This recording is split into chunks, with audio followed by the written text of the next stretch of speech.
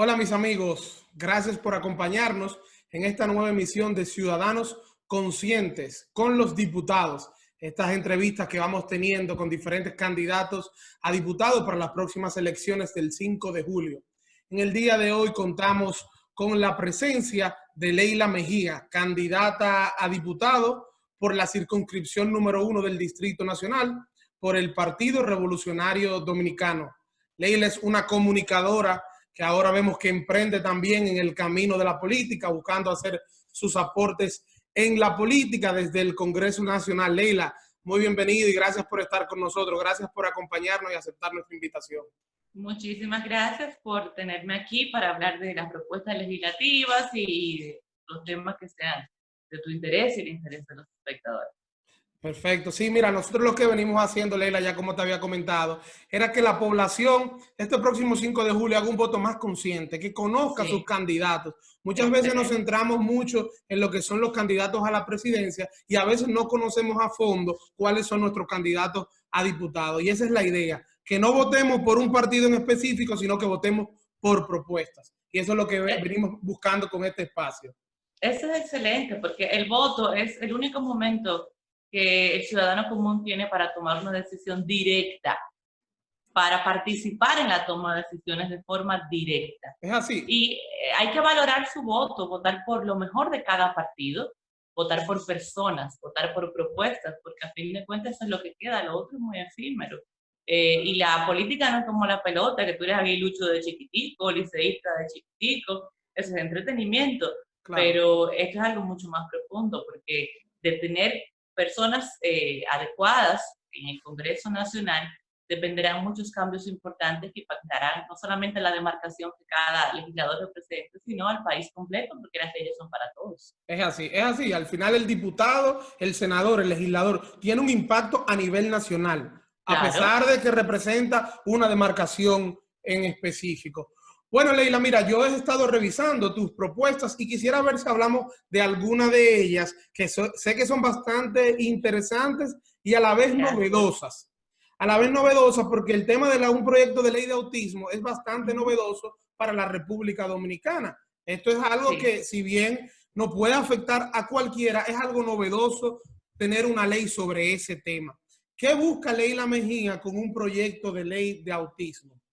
Mira, en muchos países del mundo y de las Américas ya tienen legislación especial de autismo, aparte de la ley de discapacidad. Y han entendido que esto es necesario porque es la condición de más rápido crecimiento en todo el mundo. Por eso requiere legislación especial. Al día de hoy estamos hablando de 1 de cada 40 nacimientos. Hace 2 años era 1 de cada 68. O sea, mira, en 2 años la diferencia. Y los científicos todavía no tienen la respuesta a la pregunta de por qué pasa esto, pero es una realidad. Claro. Y tenemos una sociedad llena, y será aún más en 5, en 10, en 15, 20 años, de personas con autismo, niños y adultos, sin tener las herramientas adecuadas para incluirlos correctamente. Por eso, aunque yo tengo propuestas en el marco de la Ley General de Discapacidad y su potencial modificación, también tengo este anteproyecto elaborado desde hace 2 años, porque como tengo una niña con autismo moderado, he estado muy en contacto con distintos grupos de madres, de terapeutas, de maestras sombras y personas que conocen muy bien la condición y que entienden cuáles son sus necesidades. La ley busca inclusión en la educación, una inclusión más efectiva que la que tenemos en la ley de discapacidad, porque al día de hoy lo que tenemos en los colegios y escuelas son unos mal llamados cupos de inclusión que terminan siendo excluyentes y no suficientes para la cantidad de personas con autismo que hay en el país. Lo mismo en la educación superior. También en el caso laboral para aquellas personas con autismo que puedan trabajar, pero sabes que la condición, el trastorno del espectro autista es muy amplio y tú puedes tener desde un autismo muy leve y altamente funcional hasta un autismo muy severo en el cual la persona quizás nunca llegue a ser autónoma. Entonces depende de en qué grado de la escala se encuentre cada persona con autismo, que cada uno es diferente. Pero en términos generales, para aquellos que pueden trabajar, también se requiere inclusión en el área laboral, exigiendo cuotas para comenzar. Yo no soy muy partidaria de las cuotas en general, pero cumplen su función cuando es para iniciar un proceso de cambio. Después hay que cambiar las cuotas por políticas públicas, pero para arrancar hay que imponer. En el caso de los médicos, la medicina, hay que incluir necesariamente en el currículum de la carrera de medicina, no las especialidades solamente, la carrera de medicina. El médico que se va a graduar como médico general tiene que tener en algún momento un componente de autismo. No es posible que tengamos médicos internistas que nunca hayan tenido en su carrera algún elemento para estudiar el autismo y por ende no pueden contribuir a, refiriendo a un especialista, se logra la detección temprana en algunos casos, que es elemental para poder tener tratamiento y terapia lo antes posible y contribuir a que la persona con autismo, aunque el autismo hasta hoy no se cura, pueda bajar en la escala. Es decir, con mucho trabajo y mucha terapia tú puedes lograr que alguien con un autismo moderado te baje a leve. El caso de mi hija fue diagnosticada al año y medio con autismo de moderado a severo. Ella tiene 7 años hoy, ya con mucha terapia y mucho trabajo, es un autismo moderado y uno sigue en eso.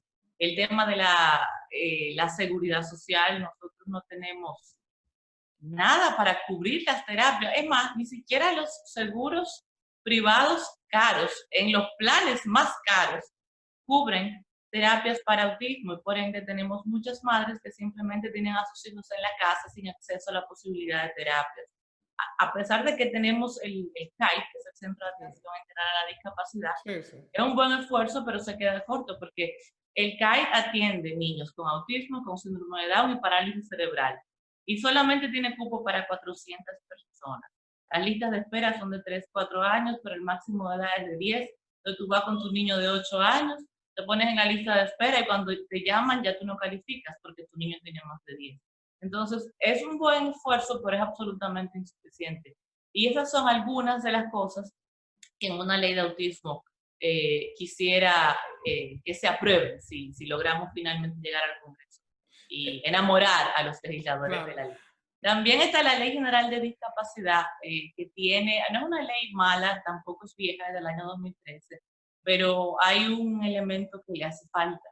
Y ya no esto no es solamente autismo, pero me identifico con él por la condición de mi niña. Claro. La pregunta que nos hacen algunas madres, ¿qué pasa si tu hija o tu hijo con una necesidad especial no llega a ser autónomo cuando sea adulto? ¿Qué va a pasar con él cuando tú ya no estés? Porque en algún momento uno no va a estar ya.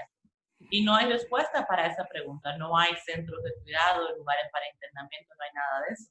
Entonces deberíamos reenfocar los fondos del FONADIS, que existe, que es el Fondo Nacional de Discapacidad, a crear esos centros regionales para tener una solución a esa situación que es un hecho el día de hoy y va creciendo. Entonces, en unos años será aún más urgente tenerlo y son algunas de las cosas que quiero hacer en el marco de la discapacidad. Como sabes, tengo otros temas, pero me imagino que ahora hablaremos de ellos. Sí, mira, y la verdad que eso es algo bastante interesante y si bien como comentaba, y estoy de acuerdo contigo en ese aspecto, el CAID no da abasto, pero el CAID me parece que ha sido un elemento que ha ido por lo menos creando conciencia en la sociedad dominicana de que esto es algo que existe y que es algo que existe a todos los niveles y que debe recibir una atención. O sea que el CAID también ha cumplido con esa función, aparte de con la otra función social de atender a las personas que lo necesiten. O sea que es algo bastante interesante. Bueno, como tú decías, Leila, tú tienes otras propuestas y una de ellas que también me llaman la atención y que quería comentar y me llama la atención porque en los últimos años el país, muchas personas han sido víctimas de actos delincuenciales de parte de menores de edad. Sí. Yo sé que tú eres partidaria, bueno, y he visto comentarios tuyos en el Rumbo de la Tarde refiriéndote a eso, sobre aumentar las penas hacia los menores de edad. ¿En qué se basa esa posición de Leila? ¿Tú entiendes que esto podría ser parte de la solución para acabar con esa delincuencia juvenil que hoy ataca a la sociedad dominicana? Sí, es una de mis propuestas en el marco de un gran tema esencial, creo que importantísimo para todos, que es la seguridad ciudadana. Yo creo que para hacer un plan efectivo de lucha contra la delincuencia no podemos dejar de lado 3 elementos legislativos esenciales. O sea, al margen de los temas de políticas públicas y planes, hay 3 elementos legislativos que son esenciales. Uno es el Código Penal. Tenemos más de 20 años tratando de que se apruebe el Código Penal. Cuando yo hice mi tesis de grado, estamos hablando hace 17 años, era de crímenes y delitos contra la cosa pública, y me dijeron, publícala, que no hay un texto con ese tema, y yo decía, no, va a quedar desfasada pronto, porque el código lo van a aprobar ya, y de eso hace 17 años todavía no tenemos código. Eso es esencial porque establece figuras como el cúmulo de penas que hubiesen permitido que delincuentes de renombre como Marlene Martínez estuviese más tiempo en prisión, porque se le podían imputar distintos tipos penales, pero no hay cúmulo de penas. Claro. La figura del autor intelectual, uno habla mucho de eso en los medios, pero eso no existe en la legislación, eso es mediático. En la práctica, hoy, el autor intelectual es solamente un cómplice. Entonces, en el marco de las disposiciones sobre sicariato, en ese proyecto que existe, que está en el Congreso, hablan de la autoría intelectual y agregan ese elemento de manera expresa. Por ende, eso es una pieza legislativa que es urgente promover a que rápido se apruebe. La otra es el Código Procesal Penal. Es un código excesivamente garantista porque trajimos un código de cuna anglosajona a un derecho de cuna francesa y no lo adaptamos, solo lo adoptamos, pero no lo adaptamos bien a nuestra legislación. Y hay algunas cosas que le fueron modificadas, pero fueron como parches. Hubo 2 modificaciones en los últimos años. Sí. Hay cosas que yo entiendo que hacen falta todavía, como la posibilidad de que en casos de reincidencia la libertad condicional bajo fianza no sea una opción. Porque no es posible que tú tengas delincuentes con un prontuario, tú ves en la prensa, fulano estaba suelto, pero tenía 17 fichas y que hacía suelto, le dieron libertad condicional en audiencia en medida de coerción. Claro. El bueno debería tener esa opción, debería ser automática en caso de reincidencia la prisión preventiva. Y el tercer elemento que mencionas, el Código del Menor en la parte relativa a las sanciones a los menores que delinquen. Hemos visto muchos casos, sobre todo, y aquí me enfoco más en los adolescentes, los que van entre 14 y 18 años, porque tienen mayor capacidad de discernimiento y saben a esa edad ya diferenciar entre el bien y el mal. Hemos visto muchos casos de crímenes horrendos, el caso de los menores que mataban taxistas, la niña de Santiago que fue violada y asesinada y uno de los perpetradores tiene 16 años. Con la ley que tenemos, si tenemos suerte de que le den la sanción máxima, en el caso de él, deja ver 16, serían 8 años. Él tendría, mi matemática no es buena, 24. 24 años. 24, y estaría en la calle, entonces a esa niña no la podemos proteger ya, pero podríamos proteger a potenciales víctimas. Y la idea que tengo en realidad es juzgar a los menores en función de la naturaleza del crimen cometido. Y no estoy inventando el agua tibia, así ocurre en Estados Unidos, en varios países de Europa, porque jamás va a ser lo mismo un muchacho de 16 años que se roba un chocolate en un colmado que el mismo muchacho de 16 años que viola y asesina a una niñita. No puede ser lo mismo y no pueden ser juzgados igual. Eso debería ser juzgado en función de la naturaleza del crimen. Un caso como ese, la legislación norteamericana es automáticamente juzgado como adulto. Y ese es un tipo de modelo que yo creo que debemos mirar hacia él. Quizás implique tener que salirnos de algunas convenciones internacionales que hemos firmado, pero bueno, eso lo hemos hecho antes por el interés nacional, con otras convenciones, entonces podemos perfectamente hacerlo para este caso. Sí, realmente la verdad que el ordenamiento jurídico penal necesita una revisión. Lo del Código Penal, bueno, a mí me pasó similar a ti. Yo presenté mi tesis de grado de Derecho en el 2013 y se trataba acerca del autor mediato, el autor intelectual, a la luz del proyecto de Código Penal, que en el 2013 fue proyecto, luego fue Ley 550-14, que al final... Y tú jurabas que ya. Llegamos donde íbamos, pero fue declarado constitucional por un tema de procedimiento que no se cumplió. Pero bueno, ojalá podamos concretizar tanto estos temas que la verdad que inciden en cómo se van desarrollando las cosas en el día a día en nuestra sociedad. Claro. Sí, ¿ibas a decir algo? No. Bueno, Leila, continuando con otros temas que yo sé que son de interés para toda la ciudadanía, vamos a hablar de un tema que ha estado últimamente muy de moda y me gustaría saber cuál es tu posición con respecto al mismo. Acceso de fondos de las AFP en situaciones de estado de excepción.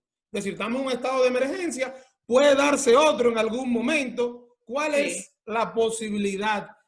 ¿Qué tú entiendes en relación a este tema? ¿Debe permitirse ese acceso? ¿Limitado? ¿No? ¿Qué tú crees? Mira, El hecho de que estemos hablando de esto y de que exista una propuesta en el Congreso indica ya mala planificación y pocas previsiones, porque la pandemia es algo posible. Eso no es hablar de que va a caer un meteorito, que también es posible, pero menos posible que una pandemia. La pandemia es algo posible y debimos haber tenido planificación suficiente para tener fondos de emergencia para eventualidades como una pandemia, por ejemplo, casos de emergencia nacional. Y no lo tuvimos. Entonces, el hecho de que tengamos que hablar de eso implica esa mala planificación.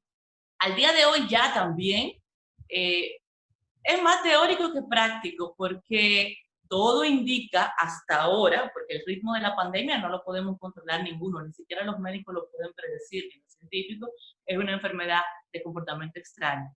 Pero según las proyecciones de universidades estadounidenses y de Reino Unido que le han estado estudiando, todo indica que en el tiempo que tomaría ponerse de acuerdo, aprobar una modificación a la ley y finalmente desembolsar los fondos, probablemente ya haya cesado las causas que dieron lugar a la petición. Ahora bien, si no fuera así, yo no soy economista, así que consulté a algunos amigos economistas. Sabe que a los abogados no nos gustan mucho los números, entonces consulté a algunos amigos economistas para que me arrojaran luz. Y me dicen que desde el punto de vista económico un 30% es muy alto, sería difícil de lograr porque muchos de esos fondos están comprometidos en instrumentos financieros.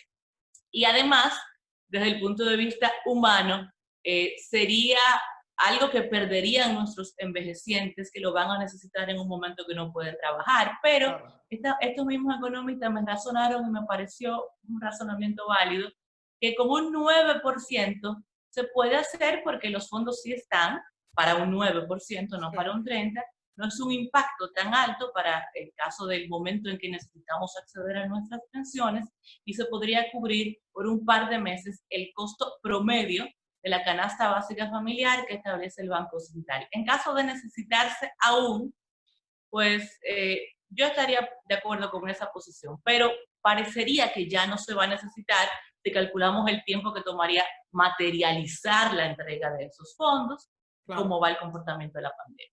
Claro, es algo que yo entiendo que debe ser un tema pendiente, un tema a evaluar, no descartarlo por completo. El tema es que, como bien dice, por cuestión de tiempo es muy poco práctico que se pueda llevar a ejecutarse, y más tomando en cuenta que tenemos un Congreso que ya está terminando su sesión. Incluso la legislatura termina a finales de julio. Ya cuando inicie un nuevo Congreso ya vendrán nuevas discusiones, inclusive. Sí que es un tema que yo creo que se ha politizado un poco más de la cuenta. Es algo que se ha utilizado de manera política para estamos en campaña. Estamos en campaña, es un tema de campaña para ganar seguidores, no realmente porque ese tema se pueda concretizar y llevar a cabo, poder darle ese 30%. Mira, Leila, yo quería ver, tú sabes que en los últimos años, y quería tratar un poco ese tema contigo, uno de los temas que más le ha preocupado al dominicano es el tema de la corrupción. El tema de la corrupción ha preocupado mucho porque también ha involucrado políticos. La corrupción privada hace mucho tiempo que también existe y hemos visto casos y sanciones por temas de corrupción privada. Pero la corrupción pública últimamente, hasta por el mismo tema del acceso a los medios de comunicación, a la comunicación y a los medios informativos que tenemos hoy en día, cada vez más las personas están más enteradas y cada vez más las personas exigen más.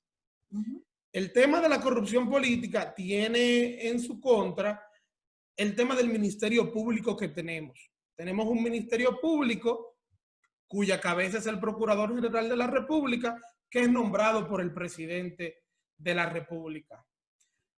¿Qué tú consideras? ¿Cuál es tu opinión con respecto a ese nombramiento del Procurador General de la República, cabeza del Ministerio Público por parte del presidente? En tu opinión, ¿podría existir o nos conviene diseñar una fórmula con la cual tengamos un Procurador General de la República independiente, que no sea nombrado por el presidente de la República? Sí, claro que sí. Vamos por parte. En cuanto a la lucha contra la corrupción, no hay manera de hablar de eso sin una justicia independiente. Y no tenemos las bases para una justicia independiente por un tema de la génesis del Consejo Nacional de la Magistratura. Ahí va mi segundo punto, y perdón para incluírtelo en la pregunta. Claro. Ya que vamos a tratar el tema completo, la pertinencia o tu opinión también con que el procurador forme parte del Consejo Nacional de la Magistratura. Mira, el Consejo Nacional de la Magistratura, de la manera en que está conformado, con la inclusión del procurador, se agravó, pero desde que se creó era un órgano eminentemente político, porque está compuesto únicamente por políticos. La academia no está representada ahí, la sociedad civil no está representada ahí. Es solamente un órgano, los colegios de abogados, nada de eso, es un órgano eminentemente político. Entonces, no importa que cambie el partido de gobierno, no importa que cambie la correlación de fuerzas en el Congreso, siempre va a ser político. Lo único que cambiará son los colores de los que conforman este órgano y por ende los colores de aquellos que sean designados por ellos. A fin de cuentas, cada vez que vemos esas entrevistas que se hacen para elegir los jueces de la Suprema o del Constitucional, que a veces uno dice, pero fulano lo hizo tan bien, ¿y por qué no lo seleccionaron? O fulano quedó tan mal y de verdad lo eligieron a él. Eso es circo. Eso es para darnos circo a cada uno de nosotros, los espectadores. Pero en la práctica se trata de una mesa en la que se sientan políticos con intereses partidarios a repartirse cargos en función de las mayorías que tienen. Eso es, y solo eso. Y gente comprometida con ellos. Porque no es verdad que si tú tienes una cuota pequeña en un órgano como ese y tú eres un miembro activo de un partido, y tú tienes un interés partidario, tú no vas a poner a fulano porque tenga una simpatía, tú pones a fulano porque tiene un compromiso. Entonces, en la práctica, si no cambiamos la conformación del Consejo de la Magistratura, para lo que lógicamente habría que reformar la Constitución y sacar al procurador, pero no basta con sacar al procurador, hay que ampliarlo y agregar elementos que no estén contaminados, al menos en teoría, por la política. Entonces no vamos a tener jamás una justicia independiente, es mi opinión. En el caso de la designación del procurador, eso implicaría dos cosas: la reforma constitucional y la modificación de la ley del Ministerio Público, el estatuto del Ministerio Público. En caso de poder hacerse eso, sí, entiendo que debería ser electo de otra manera, que pueda ser un poco más democrática. Podría ser un consejo en el caso de que se cambie la conformación del consejo, o hay otra opción que a mí me parece muy interesante y posible también. En algunos países el Procurador General de la República es un cargo de elección. Elección Directa. popular. Sí, sí, elección directa, o sea, igual como votan por los candidatos a diputados, votan por candidatos a ser Procurador General de la República. También es un modelo interesante que se puede explorar.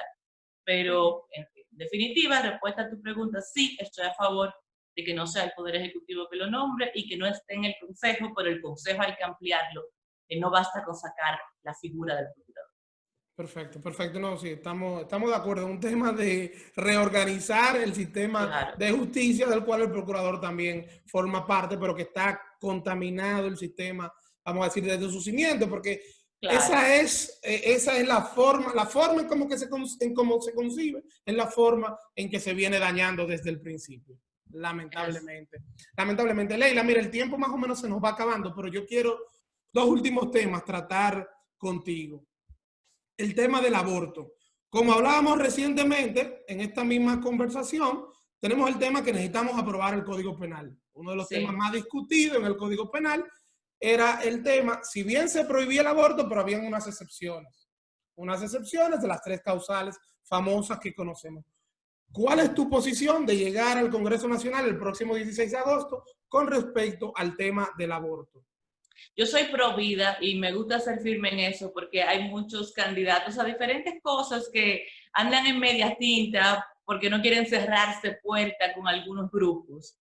Y yo no, yo voy a decir lo que pienso, a algunos les gustará y otros me odiarán por la misma razón, pero al menos saben qué es lo que tienen conmigo. Claro. Y yo soy pro vida, tengo una visión concepcional de la vida, entiendo que la vida inicia desde la concepción porque es el momento en que se construye una identidad genética diferenciada y única, un genoma humano particular, es mi visión sobre la concepción. Lo de las causales, por ser pro vida, yo estoy en contra del aborto y de 2 de sus causales completamente, y de la tercera causal creo que hay que reducirla. ¿A cuál me refiero? A la del aborto terapéutico. O sea, no la rechazo en un 100%, pero es una sombrilla muy grande, porque permitiría también decir que niños que vienen con alguna discapacidad, Sí. y soy madre de una niña con discapacidad, que niños que vienen con una discapacidad tú tengas la opción de tener un aborto terapéutico. Es una sombrilla muy amplia y yo más bien me enfocaría en la posibilidad de una excepción relativa a embarazos extrauterinos o a casos muy puntuales en los cuales no hay manera alguna de que el feto pueda desarrollarse. Un embarazo ectópico, por ejemplo, un embarazo en la trompa de falopio, en el ovario, no se puede desarrollar. Y incluso en las legislaciones más estrictas antiaborto que hay en América Latina, tienen esa excepción, los embarazos extrauterinos. Y yo eso sí lo entiendo porque yo soy razonable. Claro. Pero en todos los demás casos, yo soy pro vida y es la posición que defenderé en caso de llegar al Congreso. Excelente, excelente. Esto es que para mí esa es una de las posiciones que más me gusta, es decir, el asumir una posición. Exacto. No Claro. venga tinta. Ya yo sé cómo No, Leila Mejía. hay que definirse Y eso, con todo. eso para mí es algo bastante, bastante valioso y bastante honorable. Y creo que así es como debe funcionar. Leila, para concluir, ¿por qué debemos votar por ti el próximo 5 de julio? Tú sabes que yo no me gusta pedirle a la gente que vote por mí. Yo le pido que escuche mis propuestas, como las que he planteado aquí contigo, y que si les gusta, y les gustan las cosas en las que creo, que también me gusta decirlas, que creo en Dios, que creo en la familia, que soy pro vida, que soy patriota, o sea, cualquier atentado contra la soberanía me va a tener a mí de frente, que la gente sepa quién soy, que defiendo y lo que propongo, y si les gusta, pues voten por mí, trataré de no defraudarlos, y si lo hago, pues tienen todas las herramientas ya en un mundo muy comunicado para hacérmelo saber. Pero aún, si no les gusta, y si no votan por mí, yo lo que sí quiero pedirles es que valoren su voto, que no voten su voto. Que el voto sea un ejercicio consciente de elegir lo que ellos entiendan que es mejor para el país, lo que ustedes entiendan que es lo mejor, pero que sea por eso y no por prebendas, ni por el picapollo, los 500 pesos y cosas que no duran. Eso es efímero, eso dura un ratito, pero lo otro queda por al menos 4 años. Por ende, no vote su voto, vote por personas, vote por propuestas. De hecho, alejes un poquito de esa modalidad de votar por líneas partidarias. Eso es una forma de borreguismo y no funciona. El modelo distinto de votar por personas está dando frutos en lugares como Colombia, que han saneado poco a poco su Congreso con esa visión y la gente la ha asumido. Entonces es lo que quiero pedirle al dominicano, vote de manera consciente.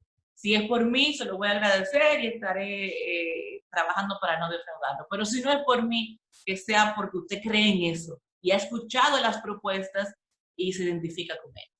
Excelente, excelente. Bueno, Leila, muchísimas gracias por dedicarnos este ratico, por conversar con nosotros, aceptar nuestra invitación y te deseamos el mayor de los éxitos en esta etapa que queda de la campaña electoral hasta el 5 de julio. Mucha suerte y bueno, y a seguir trabajando y que tengas feliz resto del día.